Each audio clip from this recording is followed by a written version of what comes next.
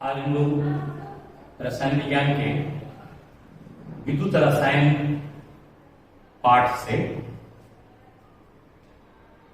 पहला जो टॉपिक है ऑक्सीकरण अपचयन अभिक्रिया और ऑक्सीकरण अपचयन अभिक्रिया जो एक साथ संपन्न होती है उसे रिडॉक्स अभिक्रिया कहते हैं। इसके बारे में हमको समझना है। तो सबसे पहले बात करते हैं ऑक्सीकरण अपचयन अभिक्रिया। क्योंकि इसमें ऑक्सीडेशन रिडक्शन दो शब्द जुड़ा है इस रिएक्शन में, तो इसको स्टार्ट में रिडॉक्स मीन्स पहला जो रीड है वो रिडक्शन है और दूसरा ऑक्स मतलब ऑक्सीडेशन है। इन दो शब्दों से मिलकर बना हुआ है। प्रॉपर तरीके से इसको अगर समझना है तो सबसे पहले हम बात करते हैं ऑक्सीकरण क्रिया क्या है, यानी ऑक्सीडेशन। ऑक्सीडेशन जब किसी तत्व से या किसी परमाणु से एक अथवा एक से अधिक इलेक्ट्रॉनों का परित्याग होता है तो उस प्रक्रिया को ऑक्सीकरण कहते हैं। अर्थात यहां कह सकते हैं कि तत्व से एक या एक से अधिक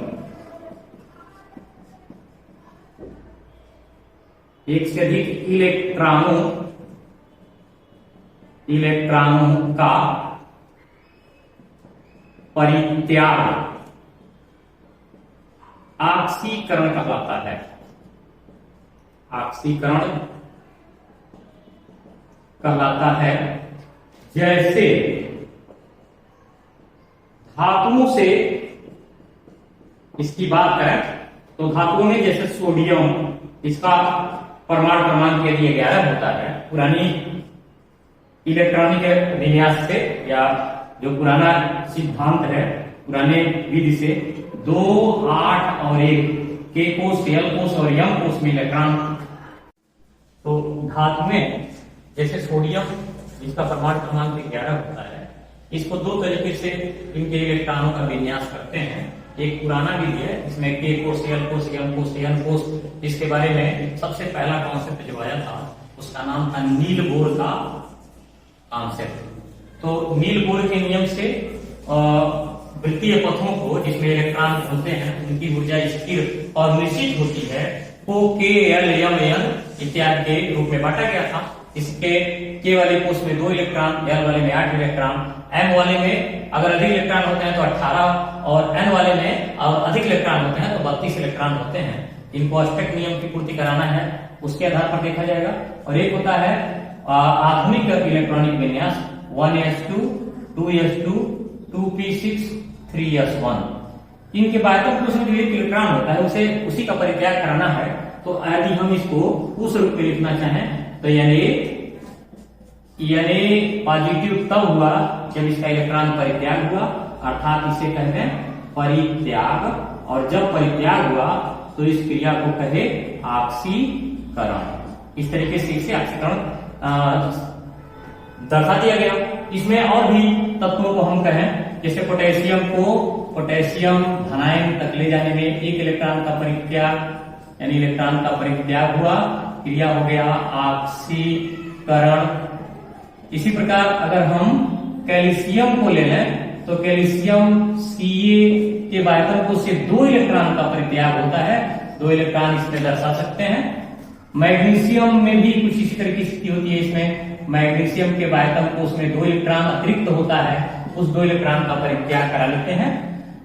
उसके बाद एल्यूमिनियम अगर लेते हैं तो एल्यूमिनियम के बाध्यता कोष में चूंकि 3 इलेक्ट्रॉन का परित्याग कराते हैं तो यहाँ 3 इलेक्ट्रॉन दर्शाते हैं। आयरन के फेरस रूप में Fe पर डबल प्लस लगाते हैं, मतलब इसके वातन कोष से 2 इलेक्ट्रॉन का परित्याग होता है।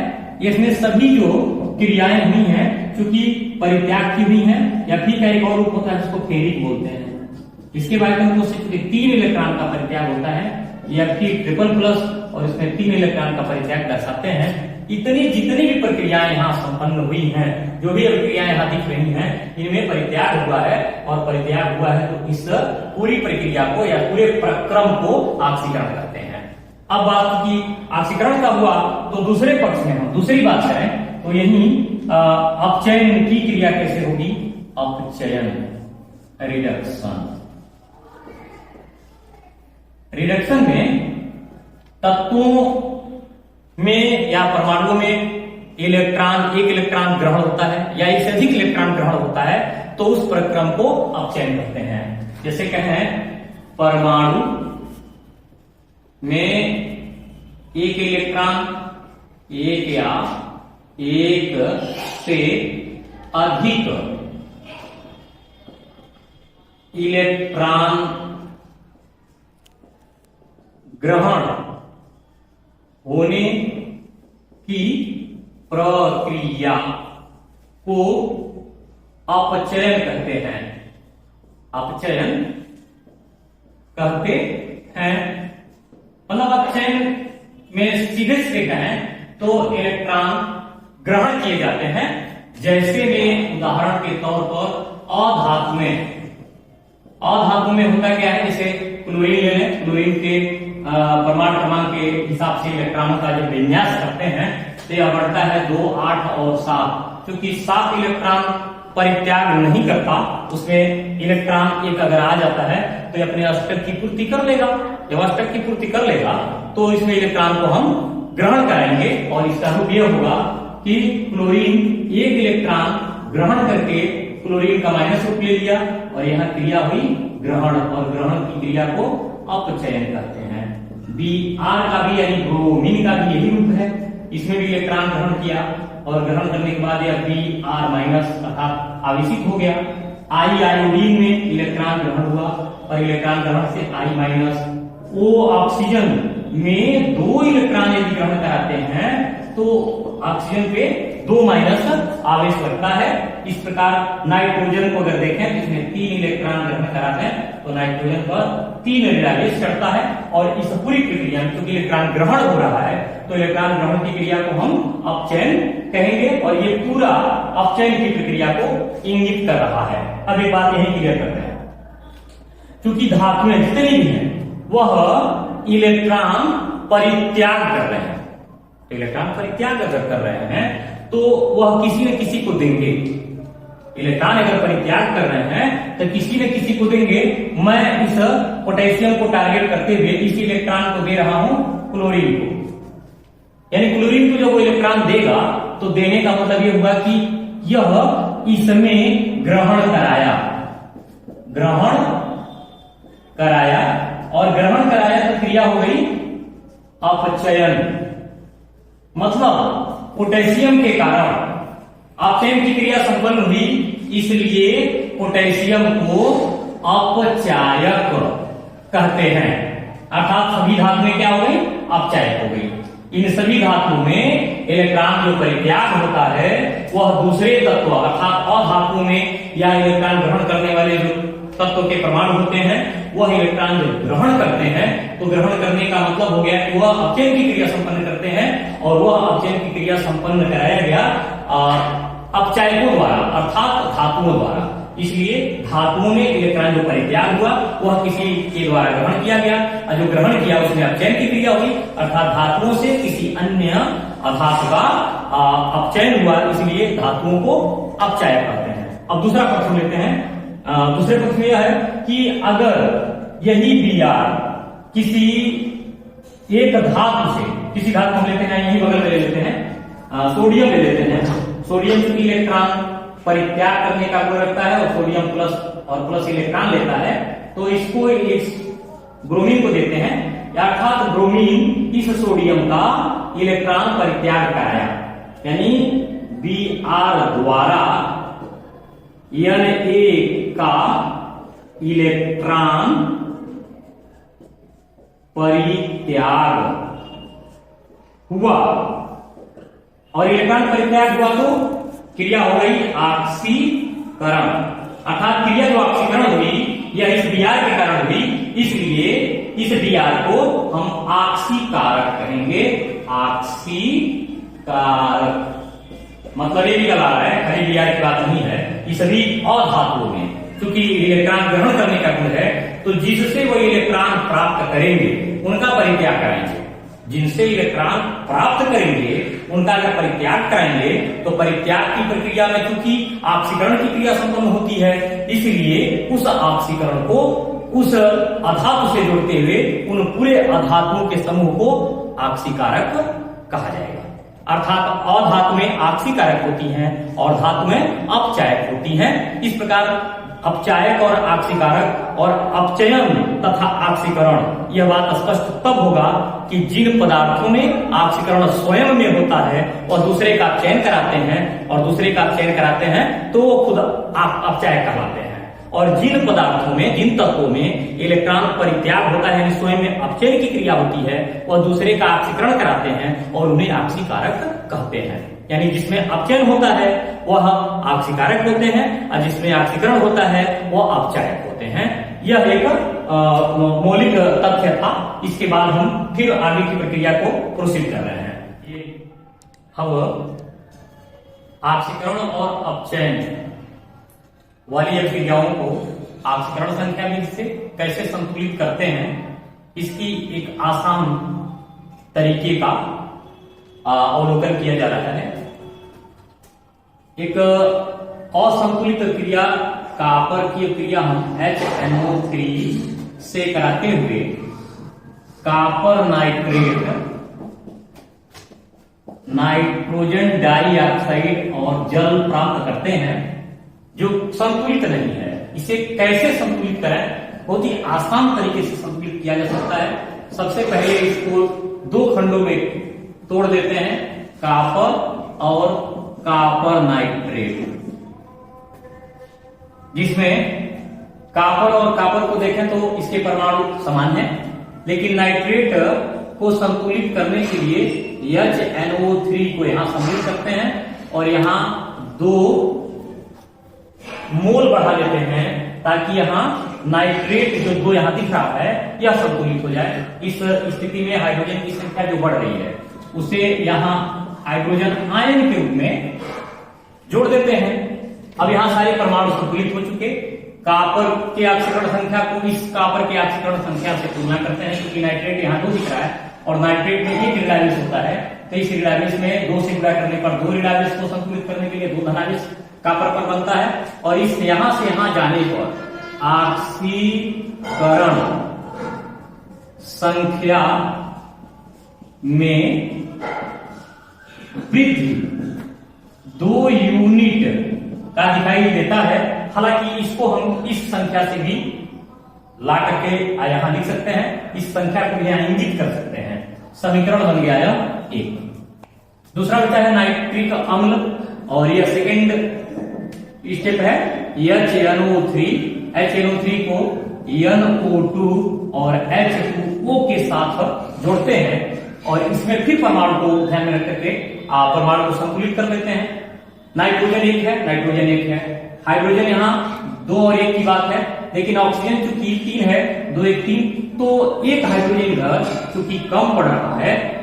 अब इस नाइट्रोजन का इस नाइट्रोजन के ऑक्सीकरण संख्या से तुलना करेंगे। ऑक्सीकरण संख्या निकालने के तरीका होता है हाइड्रोजन का +1, नाइट्रोजन का हमें नहीं मालूम है, x मान लेते हैं, ऑक्सीजन का ऋण 2 होता है, 2 से गुणा 3 से गुणा करते हैं तो 3 ऋण 2, चूंकि इसके ऊपर कोई आवेश नहीं है इसलिए इसके आगे 0 लगाते हैं, तो x -6 + 1 = 0 से x = +5, यानी यहाँ +5, और यहाँ इस 2 की वजह से x + 2 मल्टीप्लाई -2 = 0, तो x -4 = 0, x का जो मान है यहाँ जो नाइट्रोजन के लिए मैंने लिया है उसको +4 कर देते हैं।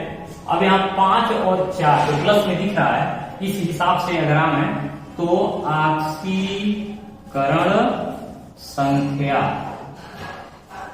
में कमी बराबर हो जाएगा 1 यूनिट, अर्थात यहाँ 5 से 4 हुआ तो 1 यूनिट हो गया। अब इसको समीकरण 2 बनाते हुए इस इकाई को इस इकाई से बराबर करेंगे तो 2 का गुणा यहाँ करेंगे, तो जो 2 का यहाँ गुणा करेंगे उस 2 का गुणा क्योंकि यहां भी करना पड़ेगा और ये बनेगा 2HNO3 plus 2H positive 2NO2 plus 2H2। अब यह समीकरण 3 मैं मान ले रहा हूं और 3 को जोड़ दे रहा हूं। समीकरण 1 व समीकरण 3 को जोड़ने पर, अब इस जोड़ने पर मान क्या आएगा, तो Cu plus 2HNO3 gives out से CuNO3 का whole twice plus 2 hydrogen ion, और जो दूसरा हमने तीसरा जो समीकरण दिया है वो है 2HNO3 plus 2 hydrogen ion gives out 2NO2 plus 2H2O, और इसको जब ऐड करेंगे तो यह कट जाएगा और बनेगा Cu प्लस 4HNO3 और गिव्स आउट में CuNO3 का whole twice plus 2NO2 plus 2H2O। यह है बैलेंस्ड समीकरण, यानी एक आसान तरीके से इसे हम लोग संतुलित कर सकते हैं। इस विधि का प्रयोग करते हुए बड़े बड़े समीकरणों को भी संतुलित किया जा सकता है। इसके आगे वाले वर्जन में मैं इसी के और बड़े समीकरणों को संतुलित करना समझाऊंगा, तो इसे आप देखने के बाद कमेंट बॉक्स में जो परेशानी होगी उसे आप अवश्य डालेंगे। इसमें आज जो है समीकरण को संतुलित करने के लिए एक और समीकरण को ध्यान में रखते हुए उनकी विधियों का वर्णन करते हैं। MnO2 की अभिक्रिया यदि HCl से करा करके MnCl2 plus H2O plus Cl2 यदि बनाया जाता है, जो संतुलित नहीं है, इसे अगर संतुलित करना है तो किस तरह से इसको उनके पदों में बांटेंगे। पहला इसका होगा MnO2 और इसको हम MnCl2 के साथ रखते हैं और साथ में H2O को भी रख लेते हैं, क्योंकि ऑक्सीजन यहाँ 2 है, यहाँ ऑक्सीजन 1 है, तो इसके परमाणु को संतुलित करने के लिए 2 लगा देते हैं। और यहाँ Cl2 है तो उसके लिए HCl को 2 मूल बना के खिलाते हैं, तो Cl2 संतुलित हो गया, O2 संतुलित हो गया, Mn संतुलित हो गया और बचा है 2 दूनी 4, यहाँ 2 है अर्थात 2 हाइड्रोजन, और यहाँ हम चाहें तो प्लस 2H आयन के रूप में ऐड कर सकते हैं। इसके बाद इसमें हम ऑक्सीकरण संख्या देखते हैं। ऑक्सीकरण संख्या हम कुछ न निकाले तो यह दिख रहा है, अगर तीर के पहले लगा हुआ है तो यह ऑक्सीकरण संख्या में कमी होता है, ऑक्सीकरण संख्या में कमी, और इसको लिखते हैं 2 यूनिट या 2 इकाई। समीकरण 1 हो गया।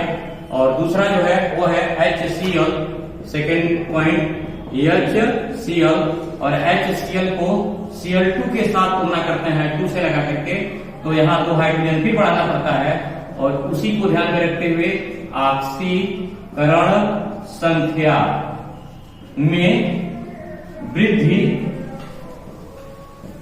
दर्शाते हैं बराबर 2 यूनिट, और इसे समीकरण लिखते हैं 2, अर्थात इसमें दिख रहा है कि 2 और 2 यूनिट दोनों बराबर हो गया, तो अब दोनों समीकरणों को हम इजीली ऐड कर देते हैं, और अब होगा MnO2 प्लस 2 इधर है 2 इधर है, इसको इससे काट देते हैं तो बनेगा 4HCl, और आगे इसमें है MnCl2 plus 2H2O plus Cl2, ये संतुलित यानी बैलेंस्ड समीकरण आपको प्राप्त हो गया।